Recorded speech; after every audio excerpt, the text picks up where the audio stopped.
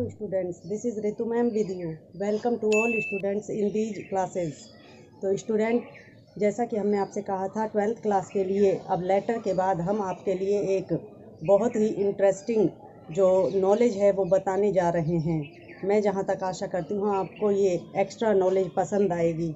तो देखिए, सबसे पहले किसी भी सब्जेक्ट को जानने के लिए ये हमें पता होना चाहिए कि उस सब्जेक्ट का रीज़न क्या है जानने का। तो स्टूडेंट्स, कोई भी हमारे घर में गेस्ट आता है वो हमसे सबसे पहले या तो अपना इंट्रोडक्शन कराता है या हमसे अपना इंट्रोडक्शन पूछता है। तो स्टूडेंट्स, किसी के लिए अपना इंट्रोडक्शन कैसे कराया जाता है मैं आज आपको ये बताऊंगी। आप ये वीडियो शुरू से एंड तक देखना, क्योंकि इसमें हर एक मिनट में एक नई जानकारी आपको सुनने को और देखने को मिलेगी। तो स्टूडेंट, लेट्स स्टार्ट। हमारा टॉपिक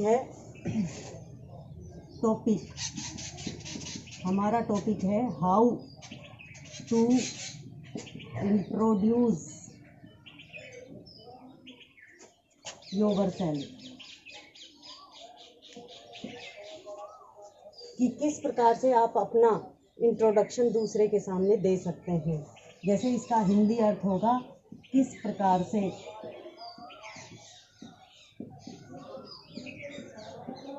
आप अपना परिचय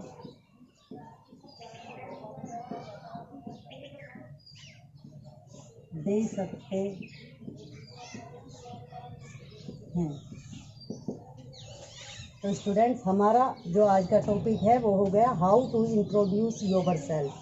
तो स्टूडेंट्स, इसके लिए मैं आपको कुछ टॉपिक बताऊंगी, यानी कि कुछ रूल्स बताऊंगी कि किस प्रकार से, किस क्रम से आप अगर किसी को अपना इंट्रोडक्शन देते हैं तो किस प्रकार से आपको देना चाहिए।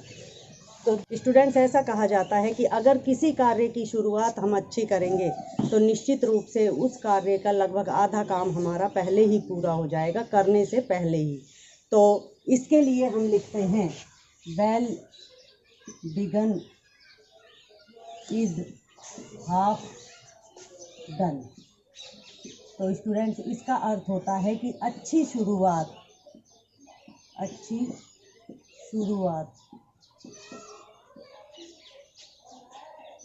से आधा काम पहले ही पूरा हो जाता है।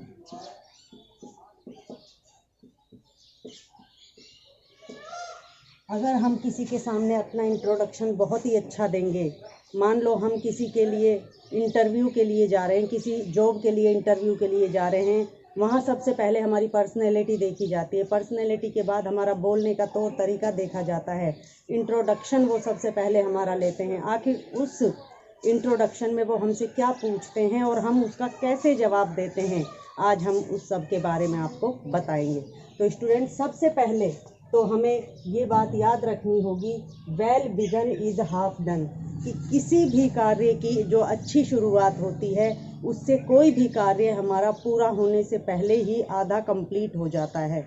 जैसे सबसे पहले कोई जब हमसे इंट्रोडक्शन लेता है तो कोई हमसे मिलता है तो हम उसके लिए सबसे पहले जो करते हैं उसका स्वागत करते हैं, उसको अभिवादन करते हैं। तो इसके लिए शुरुआत सबसे पहले होती है ग्रीट से, और ग्रीट का अर्थ होता है अभिवादन। अब स्टूडेंट्स, इसके भी दो तरीके होते हैं अभिवादन के भी, कि हम किस प्रकार से अभिवादन कर रहे हैं। कई होते हैं जो हमसे कहते हैं गुड मॉर्निंग। इसका समय होता है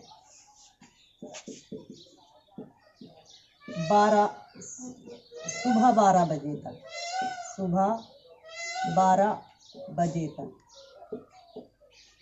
सुबह 12 बजे तक अगर हमको कोई रास्ते में या कहीं पे भी हमारे घर कोई आ रहा है या रास्ते में मिल रहा है तो हम सबसे पहले उससे जब अभिवादन करेंगे तो उससे कहेंगे गुड मॉर्निंग। और स्टूडेंट्स, इसके बाद गुड मॉर्निंग के बाद हम गुड आफ्टरनून बोलते हैं। और गुड आफ्टरनून का जो टाइम होता है 12 बजे के बाद शाम 5 बजे तक, ये होता है हमारा गुड आफ्टरनून का समय। एक होता है गुड इवनिंग, इसका टाइम होता है शाम 5 बजे के बाद रात होने तक। तो इस तरह से स्टूडेंट्स, जब हम किसी का अभिवादन करते हैं पहली बार मिलने पर, तो इस टाइम के अनुसार हम ये अभिवादन करते हैं। सुबह के टाइम 12 बजे तक गुड मॉर्निंग बोला जाता है, और 12 बजे के बाद से शाम 5 बजे तक गुड आफ्टरनून बोला जाता है, और शाम 5 बजे के बाद रात होने तक हम उनको गुड इवनिंग या ईव बोल सकते हैं। तो स्टूडेंट्स, अभिवादन का ये जो तरीका है, अभिवादन का ये तरीका फॉर्मल वे कहलाता है। फॉर्मल वे कहलाता है, इसको हम फॉर्मल वे कहेंगे। और फॉर्मल वे का मतलब होता है औपचारिक तरीका।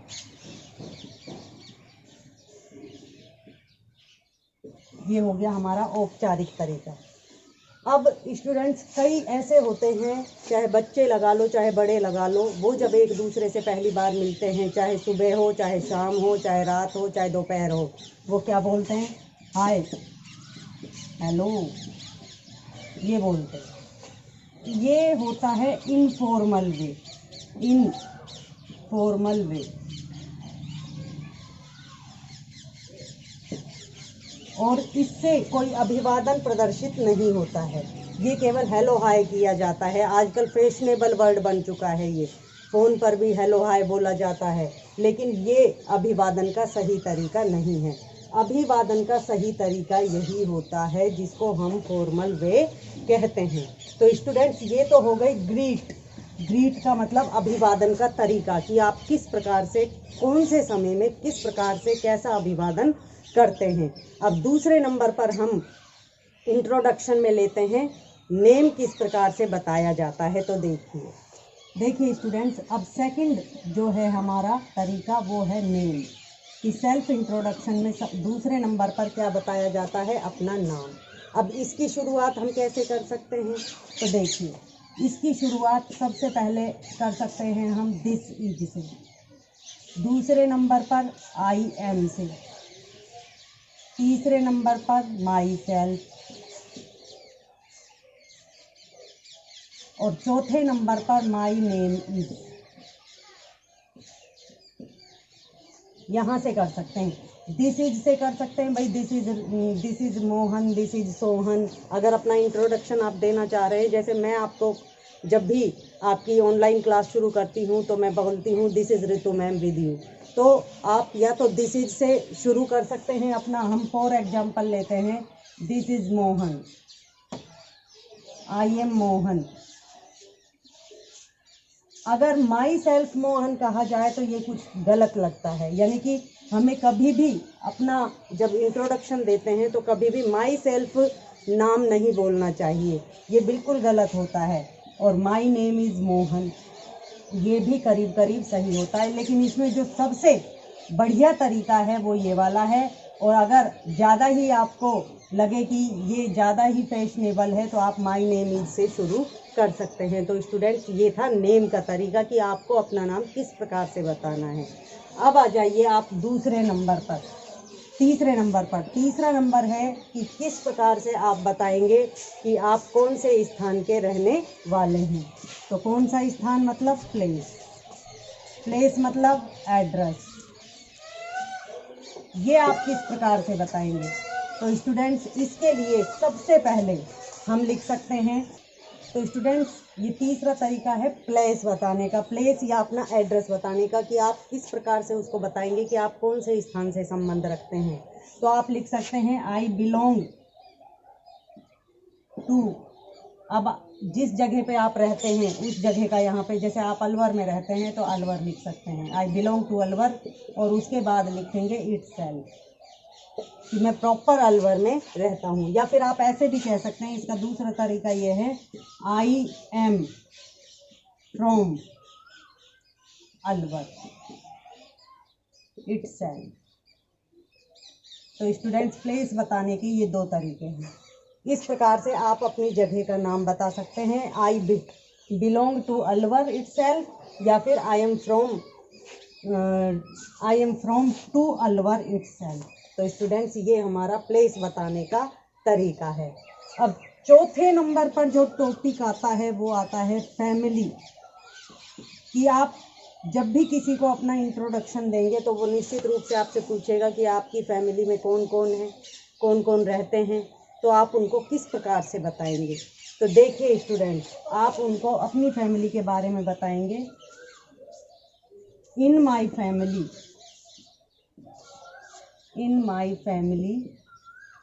Apart from my grandparents and parents, I have an elder brother and a younger sister.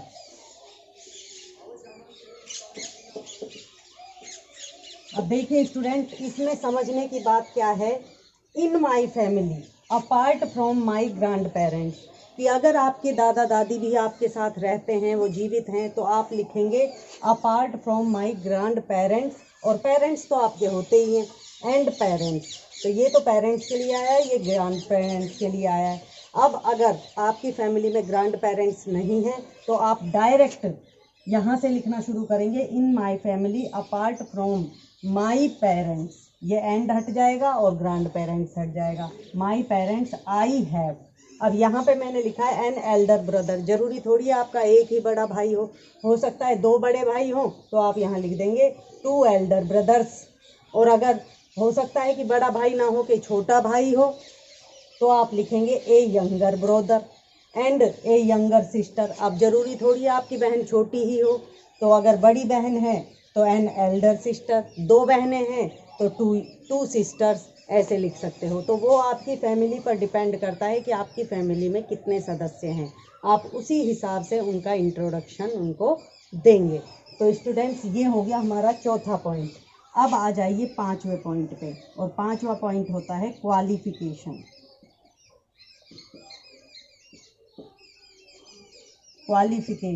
Qualification का मतलब होता है आपने कितनी शिक्षा प्राप्त की है, किस प्रकार से आप बताएंगे कि आप क्या कर चुके हैं या क्या कर रहे हैं। तो देखिए स्टूडेंट्स, मान लीजिए आप कोई बच्चे हैं और अभी 9th क्लास में पढ़ते हैं, तो आप उसको कैसे बताएंगे, आई एम इन क्लास 9।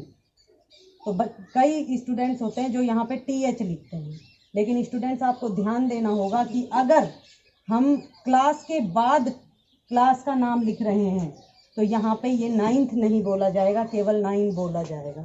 और आप ऐसे कहें, आई एम इन स्टैंडर्ड, तो यहाँ पे आप इसको 9th बोलेंगे। अगर बीच में लिख रहे हैं स्टैंडर्ड के पहले तो 9th बोला जाएगा, और लास्ट में कह रहे हैं तो केवल 9 आएगा। इस बात को आपको विशेष ध्यान रखना है। एक मान लो आपने कहा I am in BA part 2nd year. तो देखिए स्टूडेंट्स, अगर बीच में क्लास का नाम आ रहा है तो उसके पीछे ये TH और ND वगैरह लगेंगे, लेकिन अगर अंत में आ रहा है तो हम उसके पीछे TH भी नहीं लगाएंगे और ND भी नहीं लगाएंगे। अब लास्ट एंड फाइनल हमारा एक इसका रूल और बचा है जो हम आपको कराने जा रहे हैं। तो स्टूडेंट देखिए, अब आता है हमारा नेक्स्ट टॉपिक। हमारे यहाँ पे 5 टॉपिक है। तो देखिए स्टूडेंट, छठा टॉपिक हमारा आता है एक्सपीरियंस। एक्सपीरियंस का मतलब होता है अनुभव। आप जो भी जॉब लेना चाहते हैं उसको आपको कितना अनुभव है, इसमें ये बताना पड़ता है आपको। तो मान लो आप टीचिंग जॉब के लिए अप्लाई कर रहे हैं, तो उसके लिए सबसे पहले आपसे एक्सपीरियंस पूछा जाता है कि आपको कितना एक्सपीरियंस है। तो आप उस बात को कैसे बताएंगे? तो आप लिखेंगे आई हैव 3, जितने भी ईयर्स का आपको एक्सपीरियंस है उतना लिख देंगे। I have 3 years teaching experience, कि मुझे 3 साल का पढ़ाने का अनुभव है। एक आ जाता है अपने पास 7वां टॉपिक और ले लो, हॉबी। हॉबी का मतलब होता है अभिरुचि, कि आपकी अभिरुचि किस में है। तो आप क्या लिखेंगे? माई हॉबी, या फिर ऐसे माई हॉबी से ही शुरू करो। My hobby is listening music, writing stories, reading books. तो आपकी जो भी हॉबीज़ होंगी आप इस तरीके से लिख सकते हैं। My hobby is listening music. अगर एक ही हॉबी है तो इज लगाओगे, और अगर एक से ज़्यादा हॉबीज़ हैं तो यहाँ हॉबीज़ लिखकर आर लिखोगे, और फिर जितनी भी हॉबीज़ हैं आपकी वो आपको लिखनी है। तो इस प्रकार से स्टूडेंट्स आपको अपना सेल्फ इंट्रोडक्शन देना है। मैं जहाँ तक समझती हूँ आपको आज ये टॉपिक बहुत अच्छी तरह से समझ में आ गया होगा। ये एक ऐसा मैंने आपको तरीका बताया है जो आपके भविष्य में और प्रेजेंट में दोनों में काम आएगा। कोई भी आपसे कभी भी किसी भी प्रकार का इंट्रोडक्शन करता है या आपसे कोई इंटरव्यू लेता है तो ये चीज़ें कॉमन होती हैं जो अधिकतर पूछी जाती हैं। इसके बारे में आपको पता होना चाहिए। अब एक नई जानकारी के साथ हम नेक्स्ट वीडियो में फिर आपसे बात करेंगे। तब तक के लिए थैंक्स।